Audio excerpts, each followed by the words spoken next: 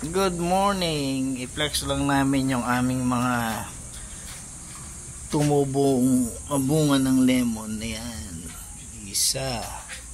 Ayan, may malalaki na. Ayan sa ilalim. Lapit na siyang magdilaw. Ayan.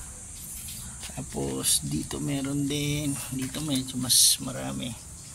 Ilang puno lang yan naman kasi. Ayan, pero meron din doon. Yan, saan pa ba? Yung aming kalamansi doon sa likod medyo nalalanta, hindi kasi naaarawan mabuti. Yun, meron pang isa doon. Ayan. Dito sa kabila meron din. Ayan, maliliit na lang yung puno kasi hindi ko pinapalaki, pero actually namumunga naman. So yung aming blue tar natin medyo hindi maganda ngayon at sobra init, hindi masyado nag bloom. Ito yung aming mulberry.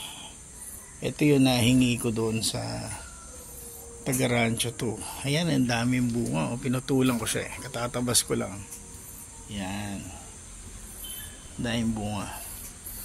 Yung aming kalamansi dito, hindi masyado na arawan to, katatabas ko lang dito sa mulberry, pero na-harvestan na to ng bunga. Yan, may mga naiwan pa. Dito naman sa kabila, ito yung mga matagal ko na mulberry. Illinois daw ito na variety, pero ngayon pa lang din nag-start mamunga. Ayan, mga green pa. Green pa yung kanyang mga bunga. Yan. Hopefully maparami pa natin.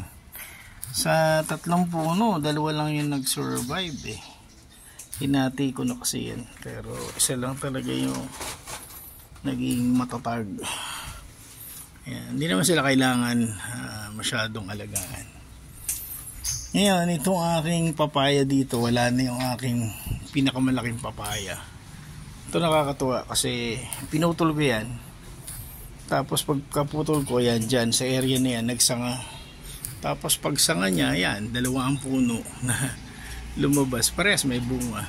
Hopefully magtuloy yan, mas maraming papaya na makukuha. Ito mga bago na to, yan, mga papaya na yan, galing yan kay Captain Sulit sa galing pa Nueva Ecija. So yun lang friends, thanks.